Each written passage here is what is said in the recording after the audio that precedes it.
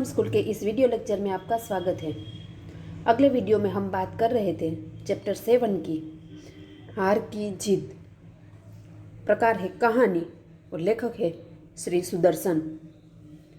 अगले वीडियो में हमने देखा था कि माँ को अपने बेटे और किसान को अपने लहलहाते खेत देखकर जो आनंद होता है वही आनंद बाबा भारती को अपने घोड़े को देखकर आता था। बाबा भारती एक साधु थे। वे एक मंदिर में रहते थे। उन्हें एक घोड़ा पाल रखा था। उनका नाम था सुल्तान।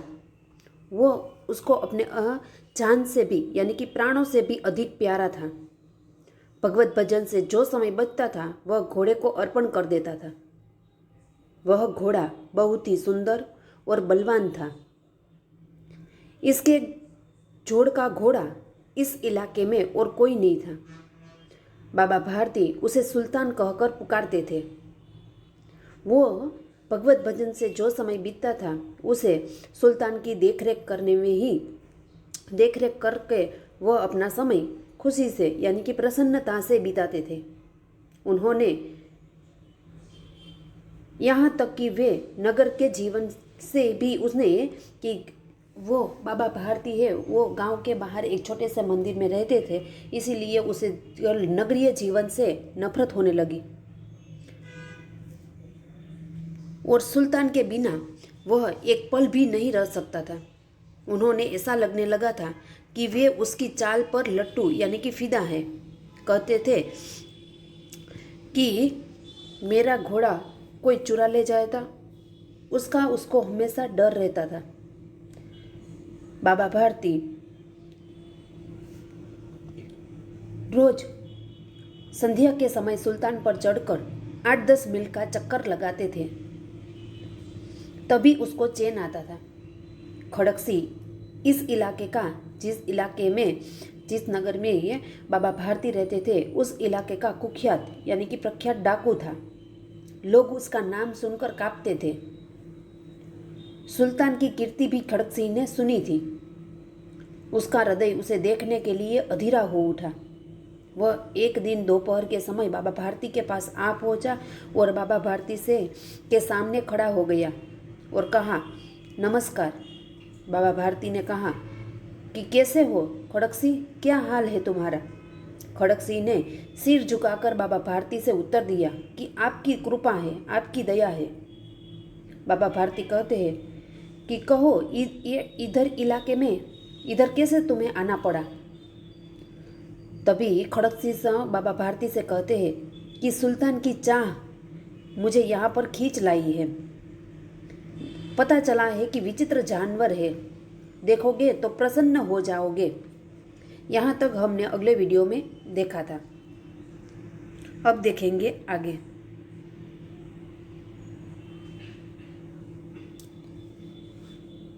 मैंने भी बड़ी प्रशंसा सुनी है। खड़कसी कहते हैं कि मैंने भी बड़ी प्रशंसा सुनी है सुल्तान के बारे में।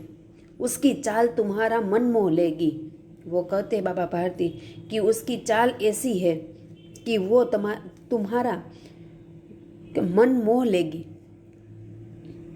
कहते हैं देखने में भी बड़ा सुंदर है। खड़कसी कहते हैं कि ऐसा पता चला है कि वह देखने में बड़ा ही सुंदर है। क्या कहना, जो उसे एक बार देख लेता है उसके हृदय पर उसकी छवि अंकित हो जाती है। छवि यानी कि सुंदरता अंकित हो जाती है। बहुत दिनों से अभिलाषा थी, आज उपस्थित हो सका हूँ। वो कहता है क्या कहना है इस घोड़े के बारे में कि जो उसे एक बार देख लेता है। बाबा भारती कहते हैं कि जो सुल्तान को एक बार देख लेता है उसके हृदय पर उसकी ये सुंदरता आकृति हमेशा के लिए अंकित हो जाती है। बहुत दिनों से अभिलाषा, खड़कसी कहते हैं कि बहुत दिनों से मैं तुम्हारे पास आना चाहता था। अभिलाषा यानी कि इच्छा। बहुत दिनों से मुझे सुल्तान के देखने की इच्छा थी। आज उपस्थित यानी कि हाजिर हो सका हूँ। कि बहुत दिनों से तुम्हारे पास आने की इच्छा, सुल्तान को देखने की इच्छा थी, आज हाजिर हो सका हूँ। बाबा भारती और खड़क सिंह अस्तबल में पहुंचे। अस्तबल यानी कि घुड़साल, जो घोड़े को बांधने की जगह होती है उसे कहते हैं अस्तबल। बाबा भारती और खड़क सिंह अस्तबल में पहुंचे। बाबा ने घोड़ा देखा। घमंड से खड़क सिंह ने एक घोड़ा देखा और आश्चर्य से उसने सहस्त्रों घोड़े देखे। उसने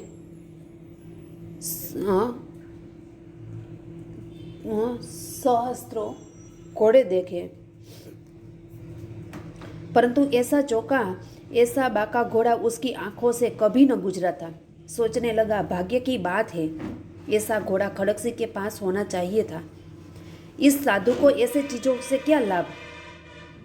कुछ देर तक आश्चर्य से खड़ा रहा। इसके पश्चात उसके हृदय में हलचल होने लगी। बालकों सी अधीरा से बोला, परंतु बाबाजी उसकी चाल न देखी तो क्या। बाबा भारती और खड़क सिंह फिर के बहुत दिनों से, खड़क सिंह कहते हैं कि बहुत दिनों से इच्छा थी कि ये आज हाजिर हो सका हूँ। और बाबा भारती और खड़क सिंह दोनों अस्तबल जहाँ पर सुल्तान को बांधा था वहाँ पर पहुँच गए। बाबा ने घोड़ा दिखाया घमंड से, कि बाबा भारती ने भी ये घमंड से उसको अपना घोड़ा बताया खड़क सिंह को। और खड़क सिंह ने घोड़ा देखा आश्चर्य से, कि वो भी आश्चर्य से उसका घोड़ा देखने लगा। उसने सहस्त्र घोड़े देखे थे। सहस्त्र यानी कि 1000। खड़क सिंह ने 1000 घोड़े देखे थे, परंतु ऐसा बाका यानी कि निराला, शानदार घोड़ा उनकी आंखों से कभी न गुजरा था। कि ऐसा सुंदर, बलवान घोड़ा, शानदार घोड़ा उसने हजारों घोड़े देखे, सशस्त्रों यानी कि 1000 घोड़े देखे थे, परंतु ऐसा निराला, शानदार, सुंदर घोड़ा उसने आज तक नहीं देखा था। सोचने लगा, भाग्य की बात है। खड़क सिंह सोचता है कि ये तो भाग्य की बात है, ऐसा घोड़ा खड़क सिंह के पास होना चाहिए। इस साधु को ऐसी चीज़ों से क्या लाभ। वो सोचता है कि ऐसा घोड़ा तो किसी डाकू के पास, खड़क सिंह के पास होना चाहिए। एक साधु यानी कि फकीर को ऐसे चीज़ों से क्या लाभ होता है। कुछ देर तक आश्चर्य से खड़ा रहा। वहीं थोड़ी देर वहाँ रुका और आश्चर्य से उस घोड़े को, सुल्तान को देखता रहा। इस पश्चात उसके हृदय में हलचल होने लगी, कि इसके बावजूद उसके शरीर में हलचल होने लगी कि ऐसा घोड़ा तो मेरे पास होना चाहिए। बालकों की सी अधीरता से बोला खड़क सिंह, परंतु बाबाजी इसकी चाल न देखी तो क्या। कि वो वहाँ पर पहुँचा और कहा कि उसकी चाल देखा है कि ये सुंदर तो बहुत है, निराला भी है, परंतु उसकी चाल देखी जाए तो बहुत ही अच्छा होगा। बाबाजी भी मनुष्य ही थे। अपनी वस्तु की प्रशंसा दूसरे के मुख से सुनने के लिए उनका हृदय अधीरा हो गया। घोड़े को खोलकर बाहर ले गए। घोड़ा वायु वेग में उड़ने लगा। घोड़े की चाल देखकर उसके हृदय पर सांप लौट गया। वह डाकू था और जो वस्तु उसे पसंद आ जाए उस पर वह अपना अधिकार समझने लगा। उसके पास बाहुबल था और आदमी थे। जाते जाते उसने कहा, बाबाजी मैं यह घोड़ा आपके पास न रहने दूंगा। बाबाजी भी यानी कि बाबा भारती भी मनुष्य ही थे। अपनी वस्तु की प्रशंसा दूसरे के मुख से सुनने के लिए उसका हृदय भी अधीरा हो गया था।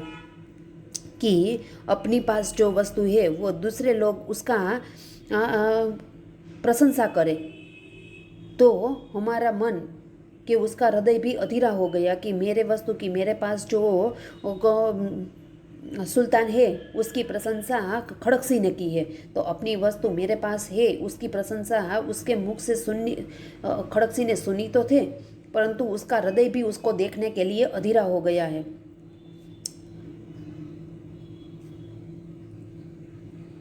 घोड़े को देखकर बाहर ले गए कि वो बाबा भारती घोड़ों को खोलकर, यहाँ के अस्तबल में बांधा था उसे खोलकर वह बाहर ले गए। घोड़ा वायु वेग में उड़ने लगा। ऐसी चाल चलने लगा कि वह खड़क सिंह देखता ही रह गया। और घोड़े की चाल देखकर उसके हृदय पर सांप लौट गया कि घोड़े की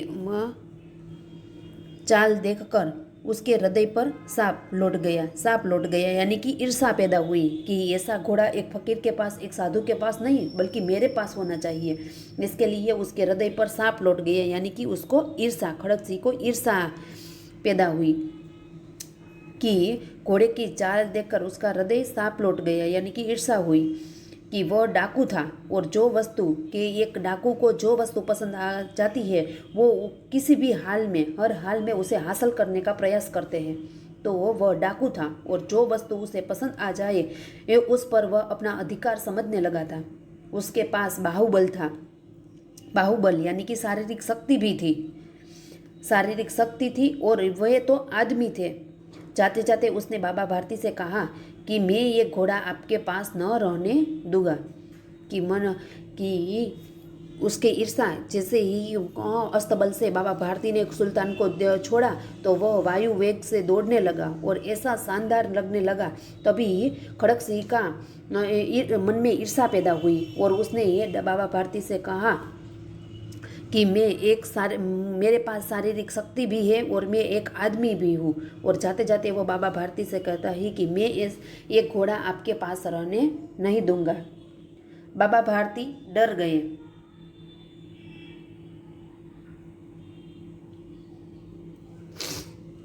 अब उन्होंने रात को नींद न आती, सारी रात अस्तबल की रखवाली में काटने लगे। प्रतिक्षण वह एक ही खड़क सिंह का डर लगा रहता था, परंतु कई महीने बीत गए और वह न आया। यहाँ तक कि बाबा भारती कुछ असावधान हो गए कि जब जाते जाते खड़क सिंह ने ऐसा कहा कि मैं ये घोड़ा आपके पास न रहने दूंगा तो ऐसा डर बाबा भारती को हमेशा सताने लगा। बाबा भारती इस बात से डर गए। अब उन्होंने रात को नींद भी नहीं आती थी। सारी रात वो अस्तबल जहाँ पर सुल्तान को बांधा था वह अस्तबल की रखवाली करने लगे। प्रतिक्षण यानी कि घंटों तक वह खड़क सिंह का हमेशा डर, उन्हें प्रतिक्षण खड़क सिंह का ही डर लगा रहता था कि कहीं खड़क सिंह उसे ले जाए, सुल्तान को ले न जाए। इसीलिए उसे खड़क सिंह का डर लगा रहता था। परंतु कई महीने बीत गए, ऐसे में बीत गए पर वह खड़क सिंह नहीं आया। यहाँ तक कि बाबा भारती कुछ सावधान हो गए, असावधान यानी कि लापरवाह कि अब इतने महीने बीत गए, समय ऐसा बीत गया। शुरू में बाबा भारती को डर लगा रहा कि खड़क सिंह ने ऐसा कहा है कि ये घोड़ा मैं आपको पास नहीं रहने दूंगा। तब सारी रात उसे नींद नहीं आती थी और प्रतिक्षण वो अस्तबल की ओर ही देखने लगता था। और कहीं ऐसे में ही महीने बीत गए और वह डर भी उसके मन में निकल गया। एक दिन संध्या का समय था। बाबा भारती सुल्तान की पीठ पर सवार होकर घूमने जा रहे थे। इस समय उनकी आंखों में चमक थी, मुख पर प्रसन्नता थी। कभी घोड़े के शरीर को देखते, कभी उसके रंग को, और वह मन में फूला न समाते थे। कि एक दिन संध्या का समय था और बाबा भारती सुल्तान की पीठ पर सवार होकर घूमने जा रहे थे। तभी इस समय उनकी आंखों में ये चमक, एक अलग प्रकार की चमक थी और मन में ये मुख पर एक अलग ही प्रसन्नता थी। कभी घोड़े को शरीर को देखते थे और कभी उसके रंग को। वह मन में फूले न समाते थे। फूला न समाना यानी कि बहुत प्रसन्न होना, कि मन में वह बहुत प्रसन्न होते थे। सहसा एक और आवाज आई, ओ बाबा इधर कगले की सुनते जाना। कि जब वह संध्या के समय चक्कर काटने बाहर गए तो बाहर सहसा यानी कि अचानक एक और आवाज़ आई कि ओ बाबा इस कंगला यानी कि गरीब व्यक्ति, कंगाल गरीब को सुनते जाना। आवाज़ में करुणा थी। बाबा ने घोड़ा रोका और करुणा यानी कि दुख, आवाज में दुख थी। बाबा ने घोड़े को रोक लिया। देखा एक अपाहिज वृक्ष की छाया में पड़ा करा रहा था। कराहना यानी कि मुंह में दर्द भरी आवाज निकालना, कणसना। बोले क्यों, तुम्हें क्या कष्ट है? कष्ट यानी कि दुख। क्यों, तुम्हें क्या दुख है? कि एक दिन संध्या के समय बाबा भारती घोड़े पर सवार होकर जब बाहर घूमने गए तो उसके समय उसकी आंखों में बड़ी प्रसन्नता थी और दिल में वह फूला नहीं समाने थे। सो उनके मन में ही उसे देखकर, उसके रंगों को देखकर, उसके शरीर को देखकर उसके मन में बहुत प्रसन्नता हुई। और अचानक उसे एक आवाज़ आई कि ओ बाबा, इस गरीब की आवाज़ सुनते जाना। आवाज़ में करुणा, उसकी आवाज़ में करुणा थी। बाबा ने घोड़े को रोक लिया और देखा कि एक अपाहिज जो गरीब व्यक्ति है वो वृक्ष की छाया में नीचे बैठकर कराह यानी कि दर्द भरी आवाज़ निकाल रहा था। और बाबा बोले, तुम्हें क्या दुख है? अपाहिज ने हाथ जोड़कर कहा कि अपाहिज यानी कि अपंग, विकलांग, उसे कहते हैं अपाहिज। अपाहिज ने अपंग ने हाथ जोड़कर कहा, बाबा मैं दुखियारा हूँ, मुझ पर दया करो। रामवाला यहाँ से 3 मील है, मुझे वहीं जाना है। घोड़े पर चढ़ा लो, परमात्मा भला करेंगे। अपाहिज ने घोड़ा यानी कि ये दुख जो अपाहिज अपंग था उसकी दर्द, बाबा भारती ने उस दर्द भरी आवाज़ में उसका घोड़ा रोक लिया और बाबा भारती ने इस कंगले को यानी कि दुखी व्यक्ति को पूछा कि तुम्हें क्या कष्ट है। उस अपाहिज यानी कि अपंग ने हाथ जोड़कर बाबा भारती से कहा कि मैं एक दुखियारा हूँ, मुझ पर दया करो। यहाँ से रामवाला 3 मील दूर है, मुझे वहाँ पर जाना है। घोड़े पर चढ़ा लो, परमात्मा आपको भला करेंगे। कि जो रामवाला गांव है यहाँ से 3 मील दूर है, मुझे वहाँ जाना है और घोड़े पर चढ़ा लो, मुझे घोड़े पर बिठाकर वहाँ रामवाला छोड़ देगा तो आपका परमात्मा भला करेगा। वहाँ तुम्हारा, बाबा भारती कहते हैं कि वहाँ तुम्हारा कौन है? उसे पूछते हैं अपाहिज को, अपंग को, कि वहाँ तुम्हारा कौन है? तभी वो अपाहिज कौन था? और कोई नहीं, बाबा डाकू खड़क सिंह ही था। वो ऐसे नाटक करके, ऐसे अपाहिज का वेश धारण कर, अपंग होकर वह वृक्ष की छाया में रोड के बीच पड़ा था। तो कि ये बाबा भारती उसे पूछते हैं कि वहाँ रामवाला में तुम्हारा कौन है? तभी ये अपाहिज यानी कि अपंग व्यक्ति कहता है कि दुर्गादत्त वेद का नाम आपने सुना होगा, उसका सौतेला भाई हूँ मैं। कि आपने दुर्गादत्त वेद नाम का वेद है, उसका नाम तो सुना ही होगा रामवाला में, वो मेरा सौतेला भाई है। आगे का हम अगले वीडियो में देखेंगे। Thank you. बोलो।